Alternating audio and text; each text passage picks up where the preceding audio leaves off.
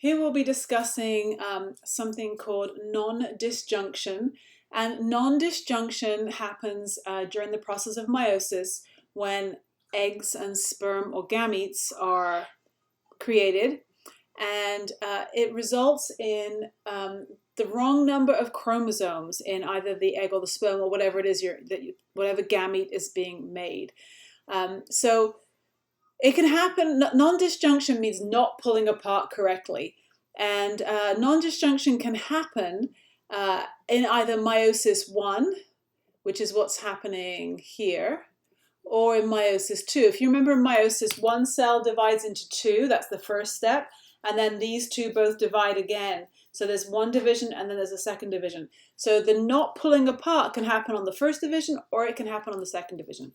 And so here's what happens. If you look on this left side diagram, first of all, we can see what's happened here is that the spindle has not correctly attached to this replicated chromosome. And so when this pair was supposed to be pulled apart, and one of the replicated chromosomes goes that way and one goes this way, that's what's supposed to happen.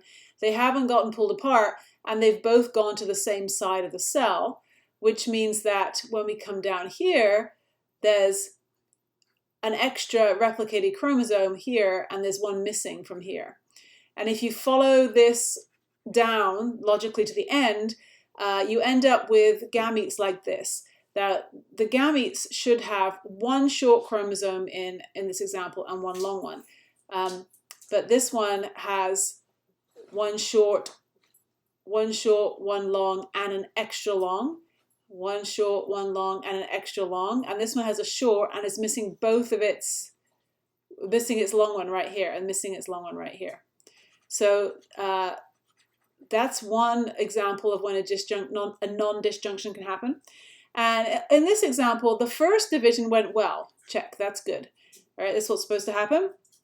But in the second division, you can see that the spindle did not correctly attach in this example. And so this replicated chromosome is supposed to be pulled apart with one arm, one chromatid going one way and one chromatid going the other. But didn't happen. It happened okay in this one. This one's good and this one's good, but this one is bad. And we can see down here that when that happens, this is good. It's got the right chromosomes. This is good. It's got one of each. But this one is missing one. This is all right. Yeah. This is bad, and this is bad. This one should really be in here, right? But it's not.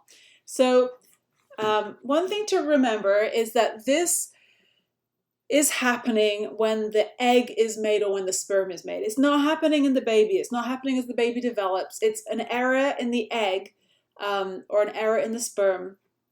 And so if that egg or that sperm goes on to be fertilized and become a baby, that baby has that error in every cell of its body, because the original cell made by the fusion of the sperm and the egg then just gets duplicated over and over and over again to build the body of the baby, and it's just copying what it's got. And if it's got something bad from the egg or the sperm, then it's going to be, or incorrect from the egg and the sperm, it's going to be there in every single part of the developing fetus. So anytime you have the wrong number of chromosomes than what it should be. So remember, humans, we're supposed to be 46 chromosomes. We have 46 chromosomes, right? Anytime you veer from that, it's called an aneuploidy. This means the wrong number of chromosomes.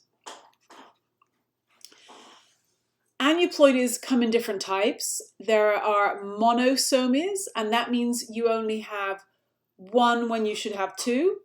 Or you have trisomies, which means you have three when you should have two. So remember, humans should have two of everything. That's what this two means. We're diploid. So we should have two number ones, two number twos, two chromosome threes, two chromosome fours, two chromosome fives, all the way up to 23. But a monosomie means that for one of those chromosomes, you only have one of them instead of two of them. Now, one thing to understand is that monosomies doesn't mean that you just have one of every chromosome. It means that you have, for example, two of everything, and then only one number 8, and then 2 of everything else. There's only one chromosome you might be missing. So you would be 2n equals 45 because you're missing one chromosome. You still have most of everything, but there's one missing. Or a trisomy would mean that you have 2 of everything except for one chromosome where you have 3 of it. And actually, as it turns out, in humans, there are no survivable autosomal monosomies. So remember, the autosomes are the sex that are the I'm sorry. I have a puppy and she's just got my shoe and she's chewing it over there. I'm just going to go get it. Hold on 1 second.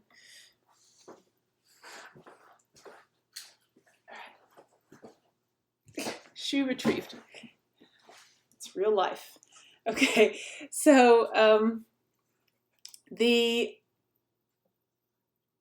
monosomies, in humans, there is no survivable autosomal monosomies. So an autosomes are chromosomes 1 through 22. You've got to have 2 of those. If you have one missing, completely missing, then it won't be survivable. There'll be like a spontaneous miscarriage. The fetus would never come to term. There are some survivable trisomies in humans, most notably trisomy 21. There's also trisomy 13 and trisomy 18. That these are survivable as well, although pretty significant mortality rates and surviving it's pretty low rates. But for 13 and 18. Trisomy 21, though, is also known as Down syndrome. So that one's very, it's survivable. People with Downs often have a pretty regular lifespan. And it means you've got 3 21s. Trisomy 21s means you've got 2 of all the chromosomes except for 21. And for 21, you have 3 of them. So somebody who has Downs by trisomy, their 2n equals 47. They have that extra chromosome. It's always a 21. So here you can see some of the different things that these trisomies cause. And as it says here, trisomy 13 and 18 are have a lot of developmental and issues with them, and people with them are usually quite ill. Now, while humans do not tolerate autosomal aneuploidies, like missing an autosome or having an extra autosome is really hard to survive. As we said, the only one that really can survive is 21, or trisomy 21. That's not the same for the sex chromosomes. There's actually lots of survivable aneuploidies with sex chromosomes, much more so than there are with the autosomes. With the autosomes, we don't tolerate it at all. You've got to get 2 of everything, otherwise bad things happen. 2 of each chromosome. But with the sex chromosomes, we already have quite a lot of variation in that you can survive with 1 X chromosome. Because look, all the males already do that.